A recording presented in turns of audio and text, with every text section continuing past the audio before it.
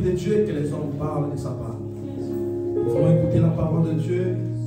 Je veux simplement que tous nous pouvons se tenir debout, même si tu es fatigué, tu es malade. Mettons-nous debout, mettez-nous debout s'il te plaît, mettez-nous debout.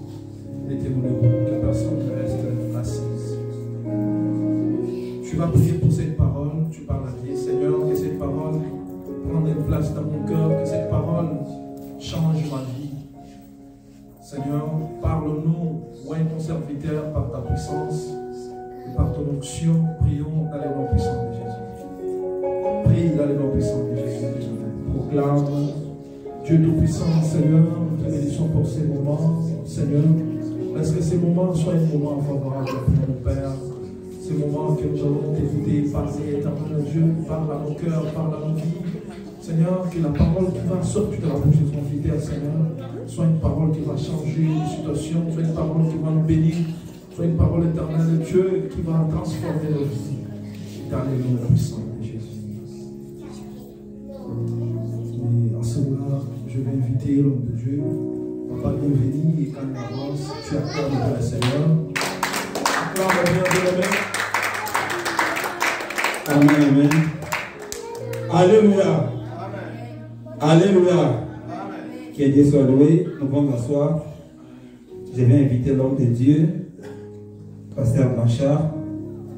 Il a un message à adresser à l'église. Nous acclamons très fort pour la prophétie. Merci beaucoup. Shalom. Je serai pas long. Calmez un peu les enfants parce que c'est un message qui ne s'est pas donné à l'église. S'il vous plaît, calmez les enfants.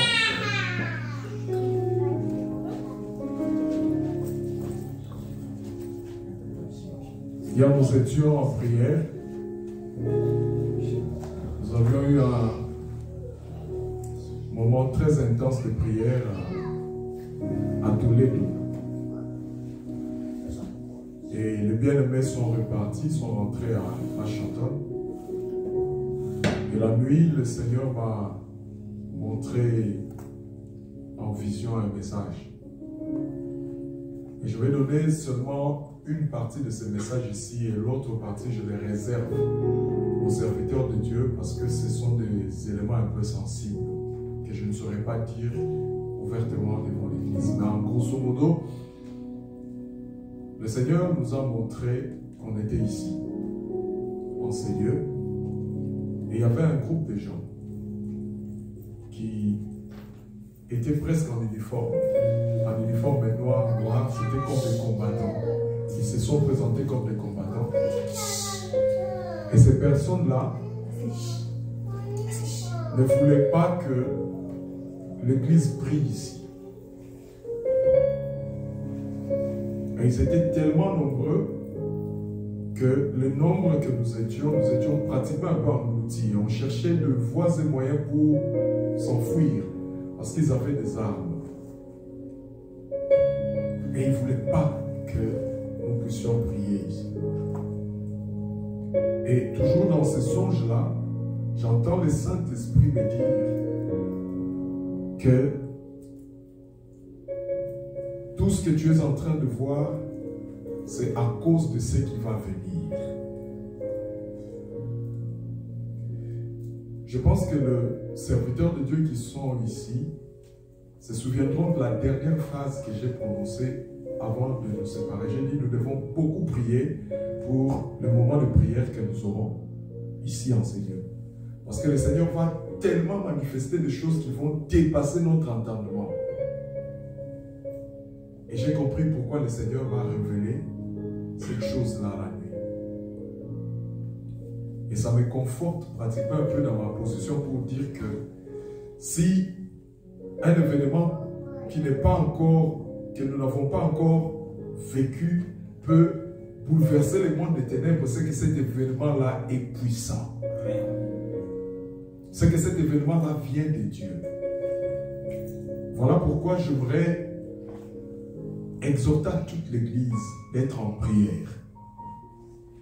Non pas seulement que nous soyons en prière, mais nous voulons que toute l'Église s'implique pratiquement un peu dans ce moment de prière que nous aurons pour le mois de novembre, invitons nos bien-aimés, invitons nos collègues de service, invitons nos voisins, invitons tout ce que nous pouvons inviter. Il y en a qui ont de problèmes sérieux, mais le Seigneur ne veut utiliser que ta bouche. Le Seigneur ne veut utiliser que tes relations. Mais j'insiste, soyons dans la prière. Que Dieu le bénisse. Que Dieu soit loué. Amen. L'église est appelée à prier. Alléluia. Pendant que Jésus est monté à la montagne avec ses disciples, Pierre, Jean et Jacques dormaient et Jésus priait. Parce qu'à ce moment-là, Judas complotait déjà comment détruire Jésus. Alléluia. Pendant que l'église dort, il y a des gens qui se complotent comment détruire l'église. Alléluia. L'église est appelée à prier. Amen. Cet après-midi, nous allons parler sur quiconque vit et croit. Alléluia. Quiconque vit et croit. Notre thème cet après-midi, c'est quiconque vit et croit. Amen. Nous allons lire la livre de Jean, chapitre 11, verset 23 jusqu'à 26. Quiconque vit et croit. Jean, chapitre 11, verset 23 à 26. La Bible dit, Jésus lui dit, ton frère ressuscitera. Je sais, lui répondit Marthe, qu'il ressuscitera à la résurrection au dernier jour. Jésus lui dit, je suis la résurrection et la vie. Celui qui croit en moi vivra, quand même il serait mort. Et quiconque vit et croit en moi ne mourra jamais. Crois-tu cela? Alléluia. Notre thème est tiré sur 26e verset. Jean chapitre 11, verset 26.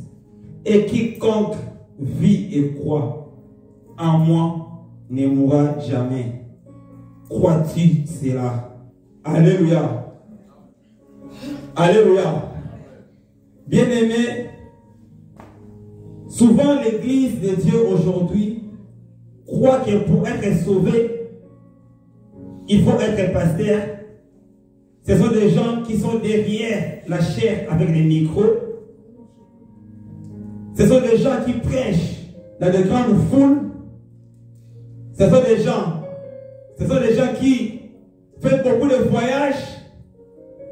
Quelqu'un qui prêche dans les réseaux sociaux.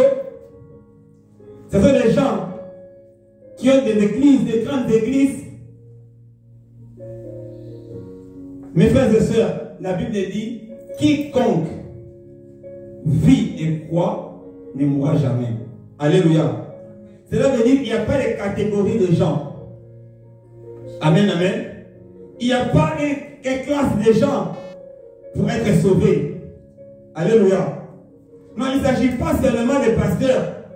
Il ne s'agit pas seulement des prophètes. Il ne s'agit pas seulement des bishops. Mais toi aussi. Toi aussi. Si tu crois, tu seras sauvé. Alléluia. Alléluia.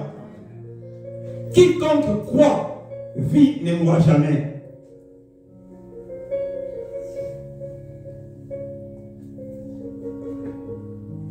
Alléluia. Même si tu es une prostituée, même si tu es un escroc, même si tu es qui que ce soit, mais il suffit seulement de croire. Écoutez, dans la Bible, il y a une femme qui a été surprise au lit d'adultère. Mais Christ l'a sauvée. Amen. Une prostitueuse, elle est venue dans la maison où Jésus était reçu. Elle s'est prosternée, elle a pleuré au pied de Christ. Alléluia. Et Jésus a dit, ta foi t'a sauvé. Ce n'est pas parce qu'elle était prostitueuse. Elle est privée de la gloire de Dieu. Ce n'est pas parce qu'il est koulouna, il est privé de la gloire de Dieu. Ce n'est pas parce que Dieu sait que tu es privé de la gloire de Dieu. Mais il suffit seulement que tu puisses croire. Si tu crois, tu seras sauvé. Amen. Alléluia. Amen. Si tu crois, tu seras sauvé. Bien-aimés frères et sœurs, pourquoi à chaque fois que nous avons des problèmes, nous courons toujours derrière les gens? Nous courons toujours derrière les hommes de Dieu. Oui, les hommes de Dieu peuvent prier pour nous. Mais toi aussi, tu peux prier aussi. Toi-même, et les choses changent. Alléluia. Si tu ne le fais pas, c'est parce que tu ne crois pas. Alléluia. C'est parce que tu ne crois pas. Voilà pourquoi à chaque fois que tu as un problème, tu cours toujours derrière quelqu'un qui prie pour toi. Toujours derrière quelqu'un qui prie pour toi. Mais bien aimés frères et sœurs, laissez-moi vous dire, une femme enceinte, elle va coucher son bébé. Elle va pousser le bébé elle-même. Elle médecin va lui dire, respire, respire, pousse le bébé. C'est toi qui vas pousser le bébé. Et non les médecins vont pousser le bébé pour toi. Alléluia. Les médecins peuvent t'aider. Mais pour pousser le bébé, c'est toi qui vas pousser le bébé. Alléluia. Non, tu me diras que non. Il y a aussi des cas, des opérations. Les médecins viennent m'aider. Mais pour concevoir le bébé, les médecins n'ont pas conçu le bébé pour toi. Tu as conçu le bébé toi-même. Alléluia. Tu n'as pas toujours besoin d'aller chez les pasteurs, les hommes de Dieu prier pour toi. Toi aussi, tu peux prier pour toi-même et les choses changent. Le problème, c'est à quel niveau? C'est que tu ne crois pas. Quiconque croit ne mourra jamais. Bien-aimé, l'homme comme Moïse, il a crié à Dieu et il a séparé la mer en deux. Imaginez-vous. On le dit souvent au micro, on le lit dans la Bible. Mais mettez-vous à cette situation-là. Prenez conscience. Vous êtes devant la mer, devant le fleuve Congo. Cela est séparé en deux parties. On vous dit traverser. Qui va traverser? Tu sauras traverser la mer. De l'autre côté de la mer, le fleuve, il y a des baleines, il y a des requins. De l'autre côté aussi, on te demande entre et traverse. Qui saura traverser? Il y aura des gens qui ne sauront même pas traverser. Il y a une grande profondeur. Tu ne vas même pas de l'autre côté. Et on te dit entre dans l'eau et traverse. La Bible dit ils ont traversé à pied sec. Cela veut dire il n'y avait même pas de petits îlots à l'autre côté. Il n'y avait rien. C'est comme ça et ils ont traversé. Pourquoi? Parce qu'ils ont crié. Quiconque croit, si tu ne crois pas, tu ne vas pas traverser. Tu vas rester de l'autre côté et tu seras attrapé par les Égyptiens qui arrivent de l'autre côté. Alléluia. Si tu entres déjà dans l'eau, parce que tu as peur, tu ne crois pas, tu vas retourner en arrière. Et toute personne qui retourne en arrière, il finit par tomber. Alléluia. Alléluia. Quiconque croit ne mourra jamais. La Bible dit, quiconque croit, vit, croit. Quiconque vit, croit. Ce n'est pas quelqu'un qui est déjà mort, mais qui vit. Alléluia. Ce n'est pas que tu es déjà mort. Tu es là, mon père est décédé, il est sur les cataphares, et on vient, je prends le micro, je commence à prêcher un cadavre qui puisse croire pour éviter la remercier négatif. Alléluia. Négatif. C'est maintenant. Quand tu vis, quand je vis, quiconque vit, tout le monde qui vit, si tu crois, tu ne mourras jamais. Je suis devant un homme qui est à la franc-maçonnerie. Il veut abandonner la franc-maçonnerie, mais on lui dit, si tu abandonnes, tu mourras. Laisse-moi te dire, quiconque croit, quiconque vit et croit, ne mourra jamais. Alléluia. Tu ne mourras jamais. Si tu crois, tu abandonnes la franc-maçonnerie, tu abandonnes la sorcellerie, tu abandonnes la maïkarie, c'est que cette là, tu quittes là-bas, tu ne mourras jamais. Alléluia. Alléluia. Bien-aimés frères et sœurs, la Bible dit, Jésus a dit à Marthe, ton frère ressuscitera. Marthe, elle a accepté. Elle a dit oui, je sais. Mais au dernier jour de la résurrection, Marthe, elle avait perdu l'espoir que Lazare pouvait ressusciter le jour-là.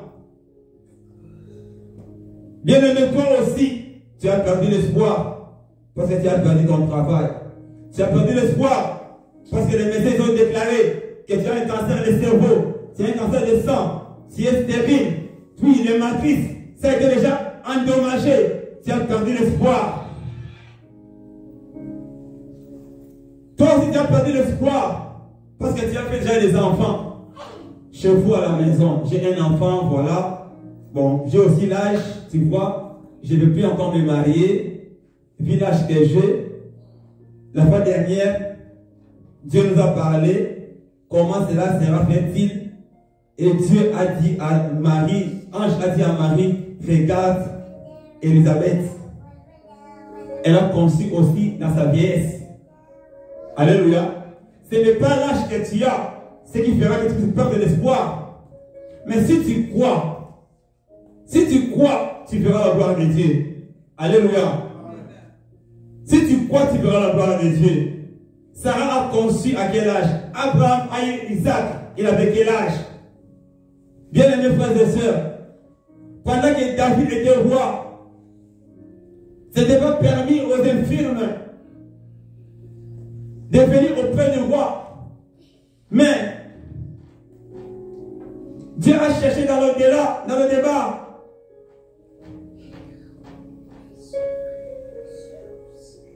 Un homme qui était infirme, il n'avait pas l'espoir. Alléluia, que Dieu vous bénisse, mon homme de Dieu.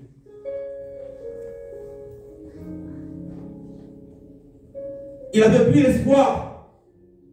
Mais Dieu lui a choisi là où il était. Il lui a mené jusqu'au palais royal et il est assis à côté du roi. Il a mangé ensemble avec les rois. Amen. Si tu crois, comme tu vis, si tu crois, tu verras la gloire de Dieu. Quiconque vit et croit ne mourra jamais. Alléluia. Oui, je ne sais pas ce qui te dérange. Je ne sais pas ce que tu as comme problème.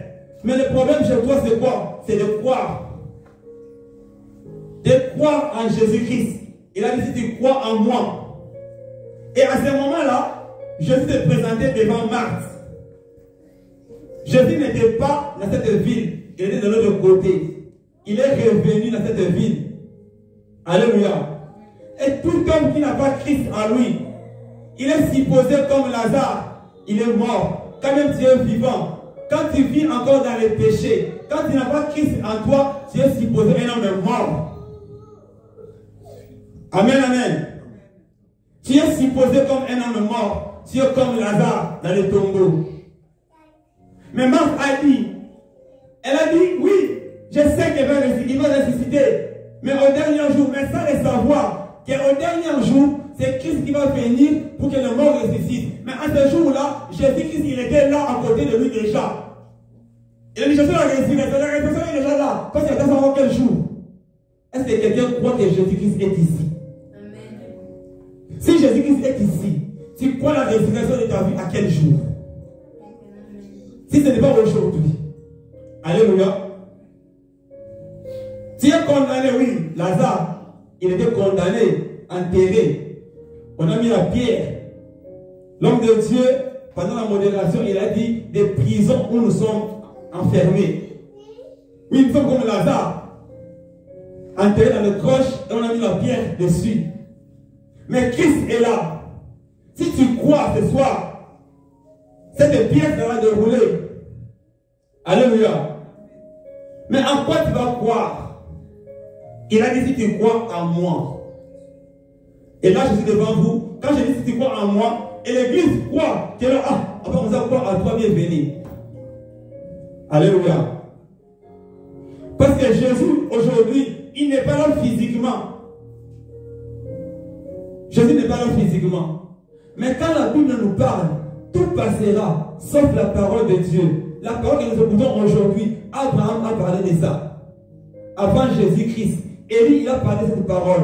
Avant Jésus-Christ, Jean-Baptiste vous a parlé avant que Jésus commence sa mission. Alléluia. Si la parole demeure éternelle, c'est qui veut dire quoi? Que la parole est Dieu. Or, Jésus-Christ est la parole faite de chair. Alléluia. La Bible dit au commencement était la parole. Jean chapitre 1er. Au commencement, il n'y avait rien. L'Esprit de Dieu mouvait sur les eaux. Il n'y avait que la parole. Et la parole était avec Dieu. Et la parole a été Dieu. Tout ce que nous sommes en train de voir a été fait par elle. Elle qui est la parole. Alléluia. Et si tu crois en moi, à la parole de Dieu, Romains chapitre 10, verset 17. Romains chapitre 10, verset 17. Ainsi la foi vient de ce qu'on attend. Et ce qu'on attend vient de la parole de Christ. Alléluia. Ainsi la foi vient de ce qu'on attend. Et ce qu'on attend vient de la parole de Christ. Alléluia. En quoi tu crois? Si tu crois en moi, la parole, si tu crois à la parole de Dieu, tu ne mourras jamais. Si tu crois à la parole de Dieu, tu vivras. Alléluia. Alléluia. Bien-aimés frères et sœurs, quiconque croit à la parole de Dieu ne mourra jamais, car la parole de Dieu reste éternelle. La Bible dit quand même tu es mort, mais tu vivras. Pourquoi? Parce qu'en toi il y a la parole, en toi il y a Christ. Regardez, il y a un officier du roi, mes frères et sœurs.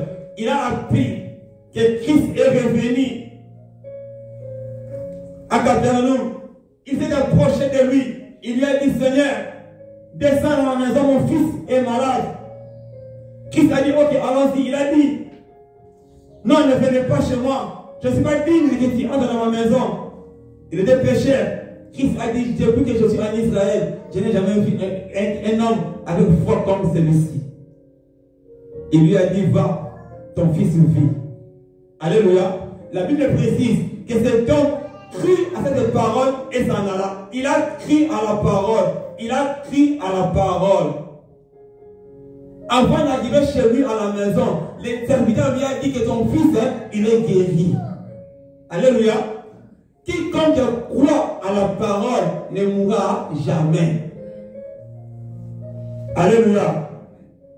En quoi tu crois, mon frère? Si quoi tu crois, mes bien-aimés? L'Église, nous croyons en quoi? Nous sommes appelés à méditer la parole de Dieu et chercher à connaître la volonté de Dieu dans notre vie. Alléluia. Nous ne lisons pas la Bible. Nous ne connaissons pas ce qui est écrit. La prière de la foi est consistée à la parole de Dieu. Quand tu pries, il est écrit, tu donnes le pouvoir, les masses des scorpions, les serpents d'écraser la tête, au nom de Jésus-Christ. Tu pries, il est écrit que tous les ennemis seront anéantis, affaiblis. Car il est écrit, toute âme projetée contre toi sera sans effet. La parole de Dieu déclare, toute plainte n'est pas placée de toi sera déracinée. Il est écrit dans la parole de Dieu. Et quand nous prions,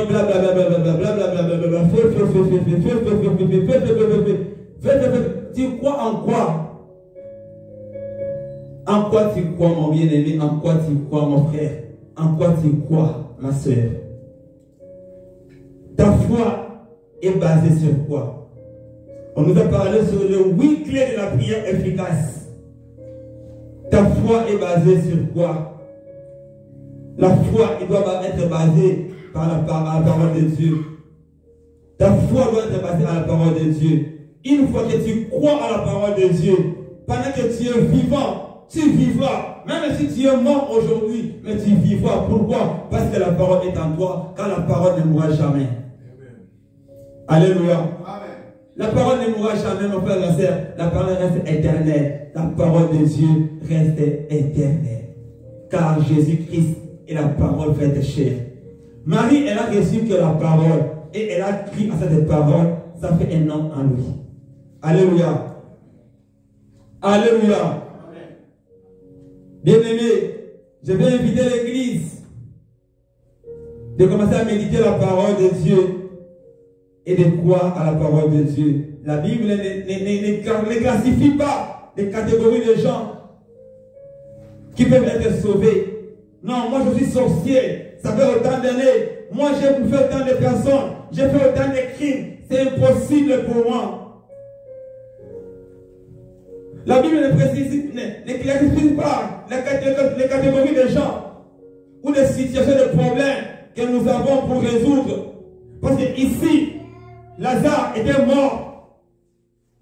Mais toi, tu n'as que cancer de cerveau. Toi, tu n'as que sida. Toi, tu as perdu seulement ton père.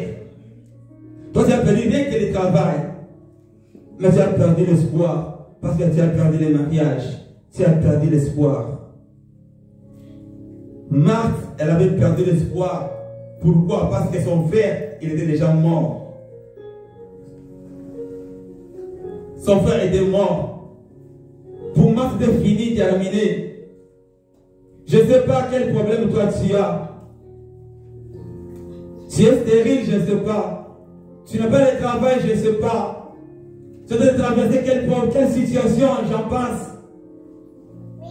Mais laisse-moi te dire tout simplement que la Bible dit quiconque vit, bien aimé, un jour, nous étions quelque part, un frère nous a dit,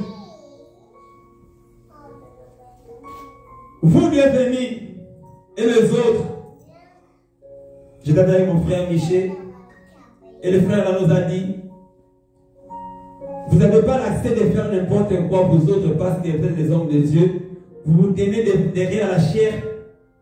Vous tenez le micro, parlez de la part du Seigneur. Quand vous faites quelque chose, nous tous, nous allons crier très fort. Mais nous autres, on peut bien le faire. Bien-aimé, qui vous dit que vous avez l'accès de tout faire? C'est les hommes de Dieu qui écrivent le royaume des cieux. Or, la Bible dit en ce jour-là, je leur dirai ouvertement, éloignez-vous de moi. Or, on se tenait debout. On tenait le micro, on parlait de la part du Seigneur, on a parlé des miracles. Mais le Seigneur Jésus dit quoi? En ce jour-là, je leur dirai ouvertement, éloignez-vous de moi, je ne vous ai jamais connu. Mais les gens qui se mettaient au banc là-bas, parce qu'ils croyaient, ils sont convertis et ils ont évité le royaume des cieux. Pour être sauvés, il ne suffit pas seulement de tenir le micro et d'être derrière la chair, parler de la parole de Dieu, et c'est toi qui seras sauvé. Non, c'est le problème, c'est pour les pasteurs. Moi, je ne le suis pas. Laissez-moi aller faire ce que je peux faire. Oui, de ne pas se saouler. Ce n'est pas de moi. Moi, je peux me saouler comme je peux. Mais c'est le pasteur qui ne peut pas se saouler parce qu'ils sont des hommes de Dieu. Moi, je peux tout faire. Bien aimés frères et sœurs, pour être sauvé, ça ne demande pas d'avoir plusieurs voyages ou une grande église. Ou faire tant de miracles, mais de croire. Mais de croire à la parole de Dieu et de croire en Jésus-Christ. Pour que cette situation change dans ta vie, il suffit que tu puisses croire. C'est parce que tu ne crois pas. Voilà pourquoi tu as peur de traverser la mer. Tu ne crois pas que tu vas arriver de l'autre côté. Tu as peur de traverser la mer parce que tu ne crois pas. En quoi tu crois? Nous voulons prier. Je vais inviter l'église de prier. Tout homme qui a un problème et tu crois à la parole de Dieu ce soir, que Christ est là. Ton problème n'est pas au-delà de celui de Lazare. Ton problème n'est pas au-delà de Goliath. Ton problème n'est pas au-delà de faire tomber le feu du ciel. Ton problème n'est pas au-delà de ne pas faire pleuvoir pendant 3 ans et 6 mois.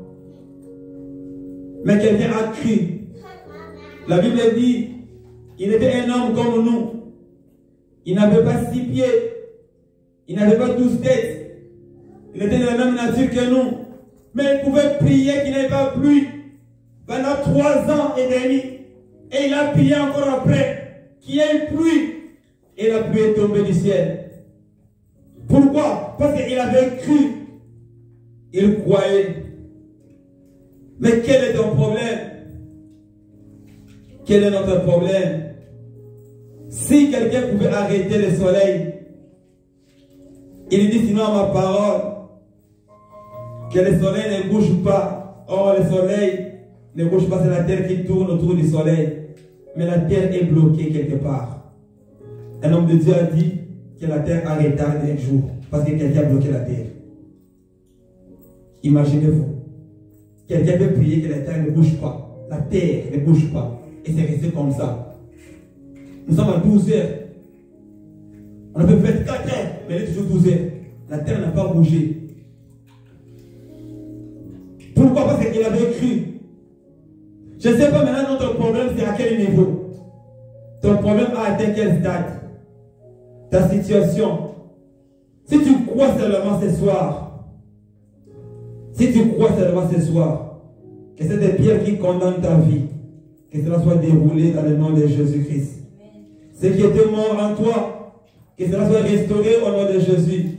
Il a dit, je suis la résurrection. La résurrection veut dire la restauration. Tu as perdu quoi? Tu as perdu le travail, la santé, tu as perdu les enfants, tu as perdu l'espoir. Mon frère, laisse-moi te dire que cela soit restauré au nom de Jésus. Que cela soit restauré ce soir dans ta vie dans le nom de Jésus. Nous allons prier. Tu vas demander à Dieu de t'accorder la foi. La foi. La Bible dit la foi vient de ce qu'on attend. Mon frère, que tu puisses croire à la parole. On nous a parlé de vie spirituelle, que nous sommes éclairés spirituellement. Oui, parce que Marthe, elle voyait physiquement, c'est impossible. Mais il ne savait pas, elle ne savait pas que celui qui est à côté de lui, il n'y a pas d'impossible pour lui. La résurrection est là. Jésus-Christ est là. Si tu crois ce soir, si tu crois ce soir, ton fils vivra. Si tu crois ce soir, ta santé sera restaurée. Si tu crois ce soir, si tu crois ce soir, si tu crois ce soir, tu auras la vie éternelle. Ce soir, si tu crois parce que tu vis encore, n'attends pas demain, car c'est d'aujourd'hui que tu vis. Quiconque vit et croit. Quiconque vit et croit. Je vais inviter quelqu'un qui n'a jamais accepté Christ dans sa vie comme Seigneur et Sauveur. Si tu crois en moi, tu vivras. Si tu sais que dans ta vie aujourd'hui Christ t'appelle,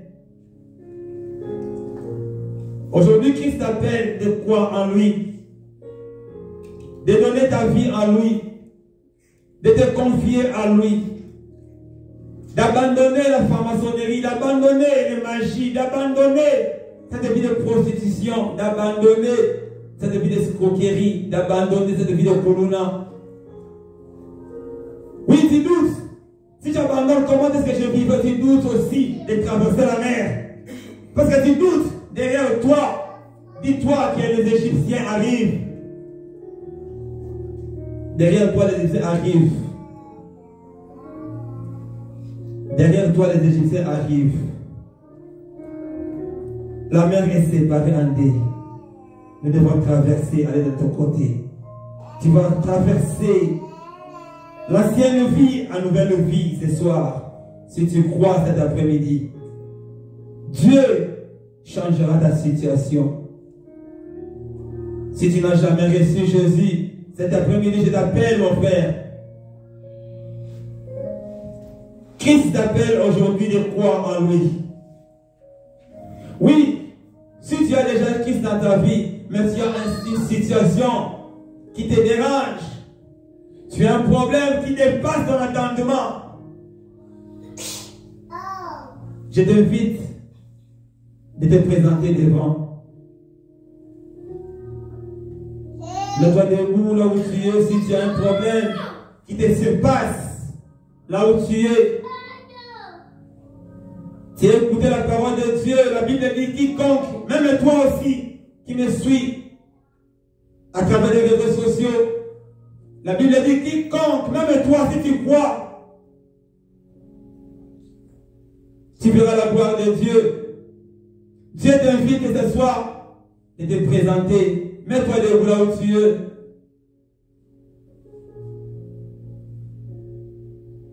Qu'est-ce qui te dérange? On va prier le Seigneur. Jésus-Christ s'est mis devant le tombeau de Lazare et il a prié. Il a demandé à Lazare de sortir. Lazare est sorti, il est revenu à la vie. Lazare a reçu la parole. Toi aussi cet après-midi, tu as reçu la parole. Laisse que cette parole donne vie dans ta vie au nom de Jésus-Christ. Tu vas prier, mon frère, tu vas prier, ma soeur, par rapport à ton cas. Là où tu es, tu dis à Dieu de restaurer ta vie. Que Dieu puisse te restaurer, te rétablir dans le nom de Jésus. Prions au nom de Jésus. Prions dans le nom de Jésus. Bien-aimés frères et sœurs, le Fils du roi s'est approché. Toi aussi de la même manière, tu t'es approché cet après-midi devant Dieu, à la face du Seigneur. Il est là. Il est fidèle. Le Dieu qui a guéri l'enfant de cet officier du roi. La Bible déclare, il est le même hier, aujourd'hui et à l'éternité. Il a resté la fin des morts. Il est le même. Il veut ressusciter ta vie. Il veut restaurer ta situation. Prie dans le nom de Jésus-Christ. Je prie, je déclare que ta vie soit restaurée au nom de Jésus. Ta santé soit restaurée au nom de Jésus. Ta dignité soit restaurée au nom de Jésus. Ton mariage au nom de Jésus. Que les enfants soient rétablis au nom de Jésus. Que la paix soit rétablie au nom de Jésus-Christ. Au nom puissant de Jésus-Christ. La Bible déclare, tout genou fléchit dans le nom de Jésus. Au nom puissant de Jésus. Et toi, maladie, quel est ton nom? À la croix de Golgotha, Jésus t'a vaincu. Il a déclaré tout est accompli. Au nom de Jésus-Christ.